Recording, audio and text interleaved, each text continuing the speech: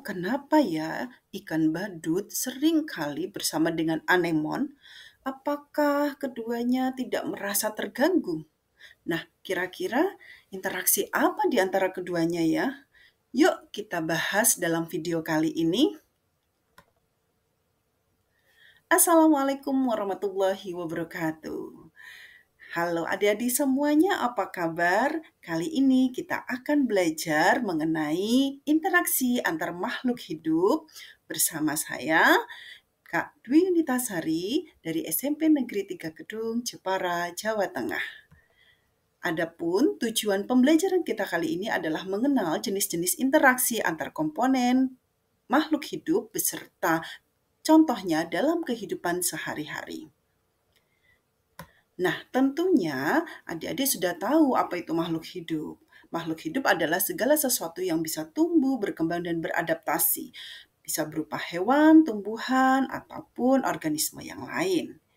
Lantas, mengapa ya makhluk hidup harus berinteraksi? Ya, makhluk hidup saling berinteraksi tentunya untuk memenuhi kebutuhan hidup, baik memenuhi nutrisi, berkembang biak, adaptasi, menanggapi rangsang, hingga untuk perlindungan diri. Lantas, apa saja jenis-jenis interaksi makhluk hidup itu ya? Ada banyak sekali adik-adik. Mari kita bahas satu persatu. Yang pertama adalah kompetisi. Ini merupakan interaksi persaingan kedua makhluk hidup yang terlibat. Dalam interaksi ini terjadi ketika dua organisme saling bersaing untuk mendapatkan sumber daya yang sama namun terbatas. Mereka biasanya hidup di dalam habitat dan sumber makan yang sama. Banyak hal yang diperebutkan, misalnya air, hara, cahaya, CO2, maupun ruang tumbuh. Ini adalah misalnya rumput yang menjadi makanan bagi si sapi, kambing, kerbau, atau kuda yang saling diperebutkan oleh mereka. Kompetisi juga bisa terlihat pada sesama tumbuhan, misalnya rumput dan tumbuhan jagung yang.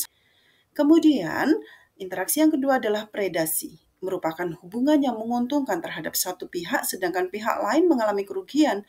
Predasi merupakan interaksi antara satu makhluk hidup yang memangsa makhluk hidup lainnya hingga mati.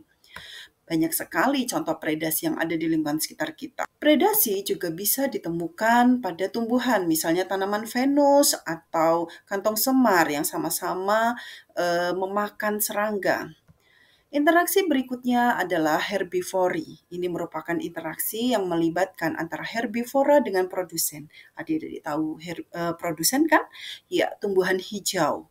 Nah, banyak sekali contoh herbivori yang ada di sekitar kita. Misalnya, sapi, kambing yang mereka memakan rumput. Interaksi berikutnya adalah simbiosis parasitisme.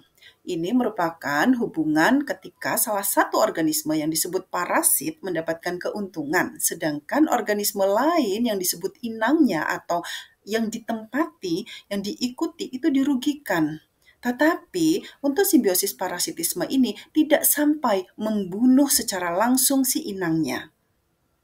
Nah, contoh dari simbiosis parasitisme ini adalah tali putri yang menempel pada tumbuhan lain yang dijadikan sebagai inangnya. Di sini tali putri akan mengambil unsur hara, akan mengambil nutrisi yang ada di dalam tumbuhan inang, secara lambat laun membuat inang itu terhambat pertumbuhannya. Contoh yang lainnya adalah nyamuk yang seringkali menggigit kita untuk mengambil protein dalam tubuh kita. Dan simbiosis berikutnya adalah mutualisme. Ini merupakan hubungan yang menguntungkan antara kedua pihak. Hubungan simbiosis mutualisme ini dinilai sangat positif loh, karena kedua pihak sama-sama memberikan manfaat tanpa ada satupun yang merasa dirugikan.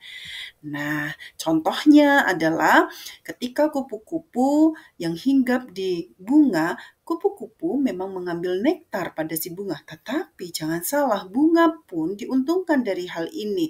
Dia mendapatkan kemudahan untuk proses persarian. Anemon laut dan ikan badut yang kita bahas di awal tadi juga termasuk simbiosis mutualisme, karena anemon ini dia akan mendapatkan makanan dari sisa-sisa remahan ikan badut, sedangkan ikan badut juga akan mendapatkan rumah yang nyaman bagi hidupnya. Contoh yang lain adalah jamur dan alga. Tahukah kalian bagaimana prosesnya?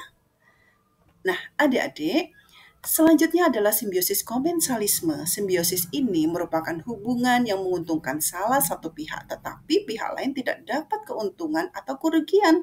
Jadi nggak masalah. Contohnya, ikan remora yang selalu menempel ikan hiu, kemudian anggrek yang menempel di pohon.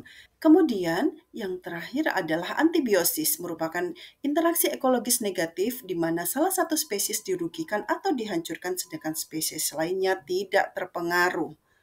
Nah, contohnya ini adalah jamur penicillium dan bakteri. Yang jamur penicillium ini mengeluarkan antibiotik untuk menghambat bakteri.